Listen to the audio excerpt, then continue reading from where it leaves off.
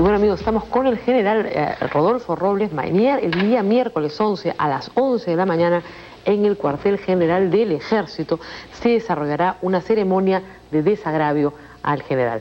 Muchísimas gracias por estar con nosotros esta noche. Gracias por la invitación. Vamos a hacer un poco de historia para que la gente tenga el recuerdo. Usted tuvo que exilarse en 1993 en Argentina, juntamente con sus dos hijos, que también truncaron su carrera militar, luego de haber denunciado la existencia del Grupo Colina. Y posteriormente, cuando se estableció que usted podía volver al Perú en el año 96, hizo nuevamente declaraciones públicas y fue detenido, y esto motivó, por supuesto, un habeas corpus y nuevamente una amnistía que permitió que usted saliera liberado. Sin embargo, salió liberado con justamente el conjunto de gente que usted había acusado. Yo le agradezco estar con nosotros esta noche. Pero vamos a hacer un poquito de historia antes de hablar de este acto de desagravio. ¿Cómo decide usted denunciar al Grupo Colina, general? Las actividades del grupo habían empezado mucho tiempo antes. La Cantuta es en julio del 92, Barrios Altos es en noviembre del 91. Usted denuncia la existencia de este grupo en mayo del 93. ¿Cómo se da este proceso? ¿Cómo llega usted al convencimiento de que tiene que denunciar? El año 91, 92 yo no estuve en Lima. ¿Usted está en Arequipa? Estaba en Arequipa, ¿no? Entonces las noticias de lo de la Cantuta llegaban por medios de comunicación abierta. En ningún momento dentro del ejército se comunicaba, por ejemplo, al comandante general de la Tercera Región Militar, que era yo, este tipo de operaciones de inteligencia, operaciones especiales de inteligencia. Y recién en 1993 fui nombrado al comando de instrucción y doctrina del ejército en Chorrillos, antiguos centros académicos del ejército. Y recién comienzo a enterarme a raíz de las denuncias que hacen los congresistas Cuaresma, posteriormente Henry Pease. Se estaba investigando el caso de la Cantuta en esa época. Ya se había formado la comisión de investigadora, y entonces comencé yo a llamar a algunos oficiales, personal auxiliar, gente de inteligencia que había trabajado conmigo, y muchos de ellos comenzaron a confirmarme porque sí lo sabían de primera fuente, digamos, ¿no? Eso ha sido pues un periodo relativamente corto, estoy hablando de fines de marzo, abril. Y usted sale el 7 de mayo a hacer esta denuncia. El 7 de mayo, porque en realidad a mediados de abril y casi a fines de abril hablé con el presidente de la Sala de Guerra del Consejo Supremo de Justicia Militar, a quien le habían encargado que haga la investigación de la Cantuta, adelantándose de alguna manera a la comisión de investigación.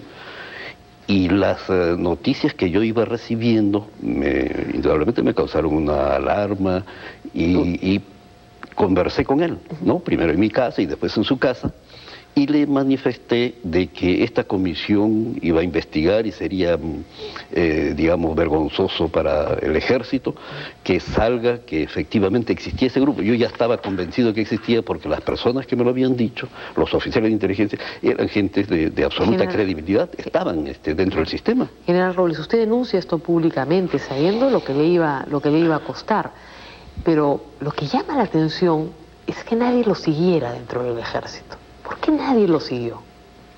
¿Usted se ha preguntado eso alguna vez? Porque si era una denuncia tan grave, si este grupo estaba ensuciando el nombre del ejército, si para usted ser un buen soldado no es atentar contra los derechos humanos, yo estoy seguro que usted ha sido formado en una doctrina en la que fue formado muchos otros oficiales. ¿Por qué no hubieron otros oficiales que lo siguieron y este asunto hubiera terminado mucho tiempo atrás? Yo creo que es cuestión de mentalidad, es cuestión de sentir, ¿no? Y es cuestión de pensar cómo deben hacerse las cosas. Para mí quedaba claro que quedarme callado ante esos delitos, en el fondo podían ponerle cualquier adorno, pero era complicidad, ¿no? Complicidad del silencio. ¿El resto no le creyeron? Porque evidentemente usted ha dicho, yo estaba en Arequipa, no sabía estos hechos, y probablemente en el resto del ejército haya pasado cuestiones similares. Mucha gente está fuera, digamos, de un círculo muy íntimo vinculado al tema de inteligencia, no se conoce. ¿No le creyeron? Es posible que mucha gente también haya sido ganada por la tremenda campaña psicosocial que se desarrolla. Eso es lo que le iba a decir. A ustedes se le acusó, les voy a leer los delitos porque los tengo acá, de insubordinación, insulto a superior, ultraje a los institutos armados, abuso de autoridad, falsedad y abandono de destino. Además se le agregó luego el delito de desobediencia.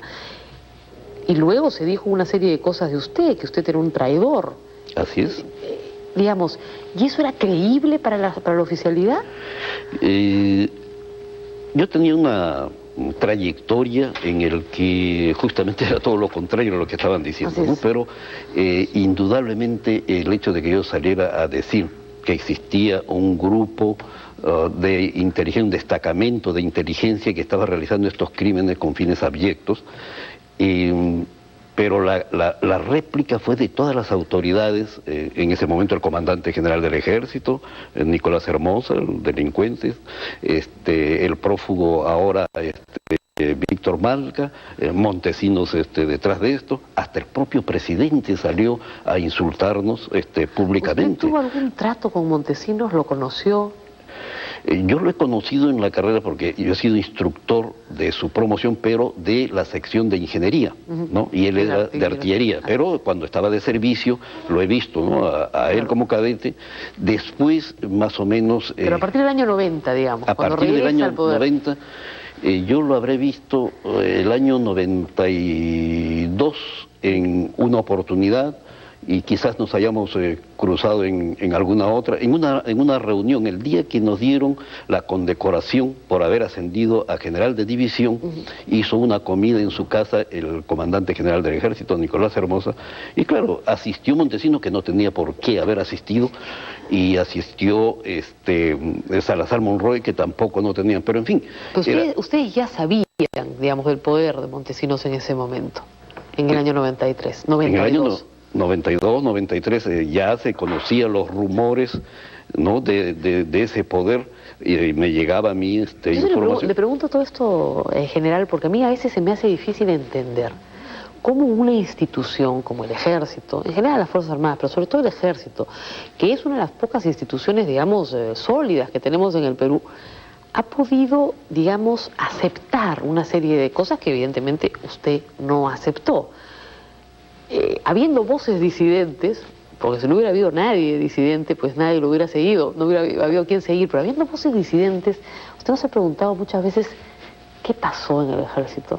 O sea, una persona que había sido dada de baja por traición regresa y termina controlando, cooptando las Fuerzas Armadas, y al mismo tiempo, digamos, las voces disidentes son acalladas, se mantienen organismos paramilitares, todo esto además con la anuencia del resto de la oficialidad. ¿No le llamó la atención que esto suceda más durante tanto tiempo? Bueno, pero han habido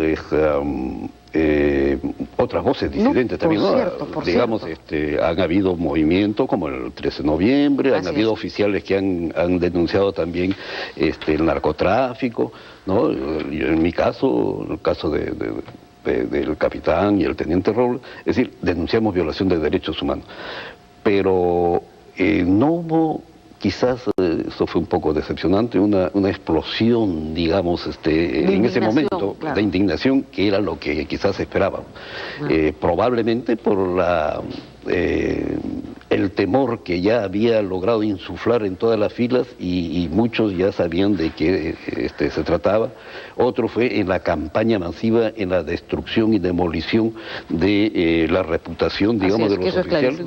Y entonces eso realmente paralizó, le dio un miedo, digamos, seguramente de seguir, y quizás algunos hayan creído de que tenía siempre la razón el comando del ejército. Hay que tener en cuenta que anteriormente los generales que llegaban a ser comandantes generales eran gente que tenía mucha credibilidad.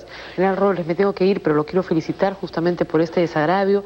Y hoy día Gustavo Gorriti escribía un largo artículo señalando que también se necesita una reparación para sus hijos, que también vieron truncada su carrera justamente por ser hijos de usted, pero más y por haber seguido justamente el camino que usted le señaló, y por haber sido víctimas de una venganza, claramente, por las palabras que usted tuvo en ese momento. Así que va a ser un acto bonito, pero esperemos que el ejército también haga un desagravio y le dé las reparaciones necesarias a usted, a sus hijos y a otras personas como los militares del 13 de noviembre que tampoco han recibido todas las reparaciones de carácter administrativo y económico que deberían haber recibido.